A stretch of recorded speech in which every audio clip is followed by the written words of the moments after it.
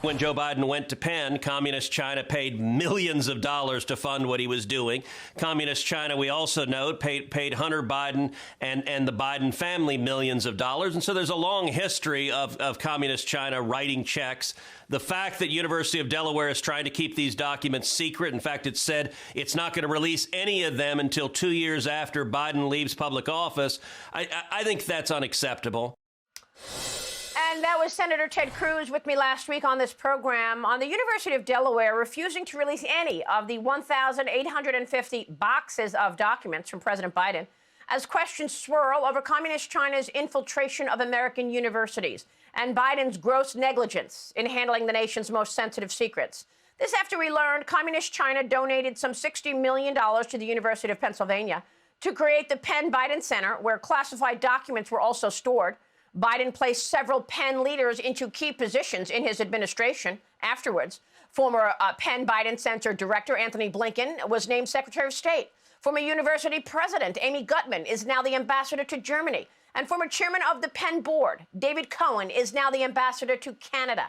The University of Pennsylvania was also able to successfully lobby Joe Biden to shut down the so-called China Initiative, which was investigating China's surveillance and its intellectual property theft.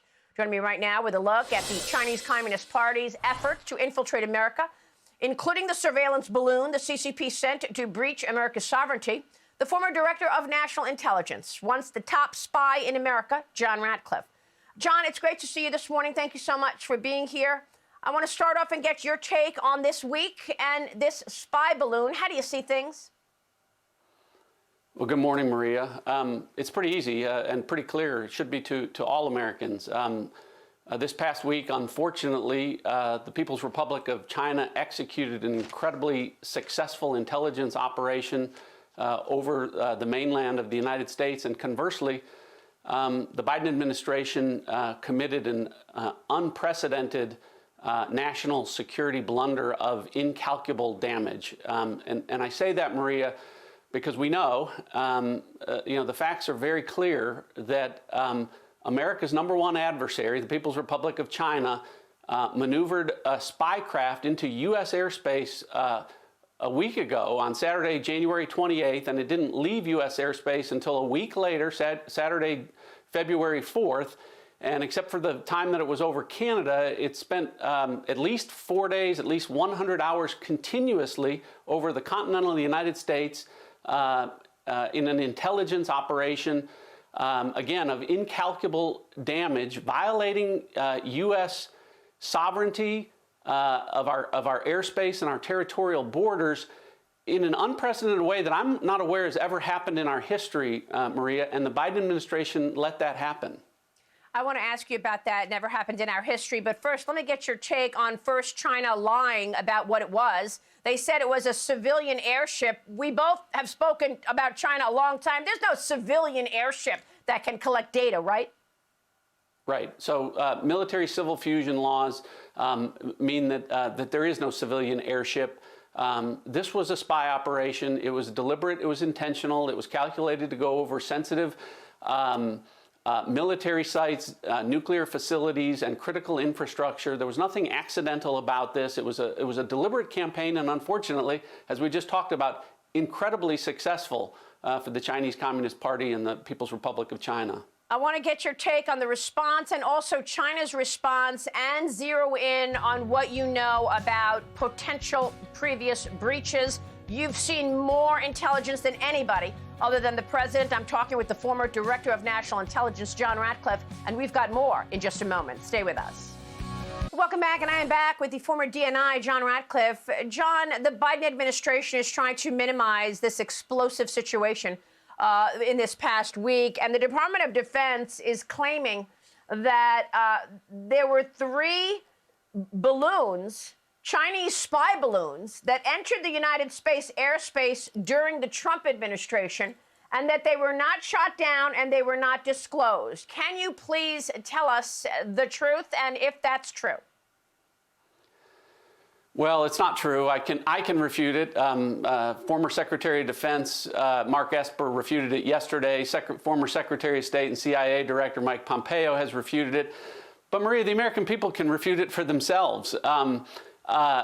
Do you remember during the Trump administration when photographers on the ground and commercial airline pilots were talking about a spy balloon over the United States that people could look up and see even with the naked eye, and that a media that hated Donald Trump wasn't reporting? I don't remember that either, because it didn't happen. As I said to you earlier, this was unprecedented. We have never had a circumstance where an adversary has had spy craft over our country, our continental United States, posing a threat for the better part of a week straight. And that's why I said to you before, not only is it unprecedented, but the damage from this is incalculable, both from an intelligence standpoint and the possible payloads. You talked a little bit earlier about the different types of payloads that a stratospheric balloon could carry. Those possibilities are limited only by your imagination. But what we do know is none of those are possible to be deployed against the United States if a stratospheric balloon isn't allowed to traipse across our countryside for 4 straight days, something that has never happened before. But beyond that intelligence damage, Maria, the other thing is that the damage that it wasn't just 320 million Americans that were watching this balloon, paralyzed for a week. It was Russia.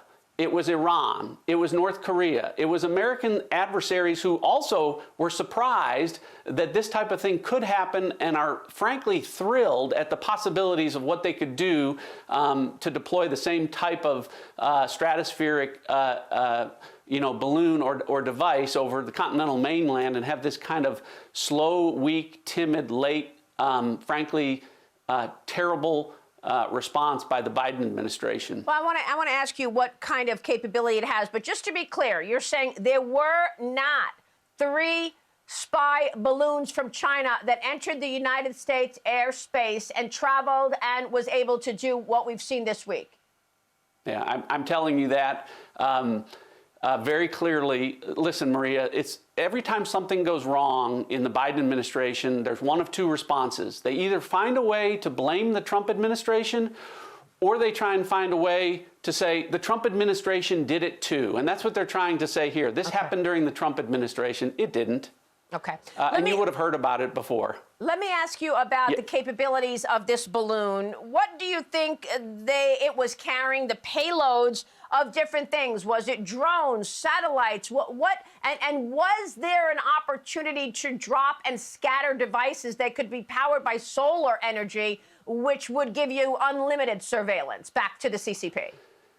So great question, Maria. A lot of people have sort of minimized the balloon as an obsolete technology. You have to ask yourself, why would the Chinese then even send obsolete technology over the United States if it wasn't going to provide anything of value, as the Biden administration has tried to tell you? Listen, the truth, without getting into anything classified, is that stratospheric balloons, because of recent technologies, can be maneuverable, can loop around, can hover, and do things that low Earth orbit satellites can't do.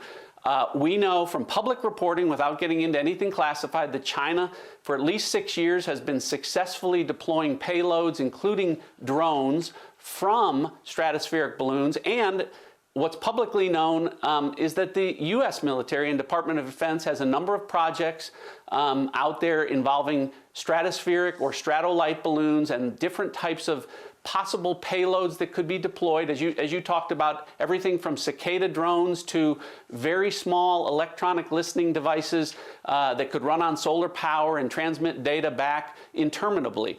All of those things, Maria, are possibilities. I'm not saying that they took place here, but what I'm saying is none of those terrible scenarios would be possible if this had been taken down as it should have been before it crossed into U.S. airspace and remained there for the better part of a week. So, really an inexcusable, inexplicable national security blunder. Well, I mean, look, this is not the first time the national security team has met with their Chinese counterparts a few times, and they've been laughed at and mocked.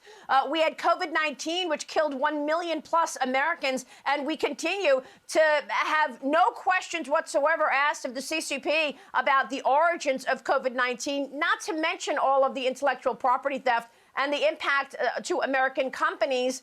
Where is this going?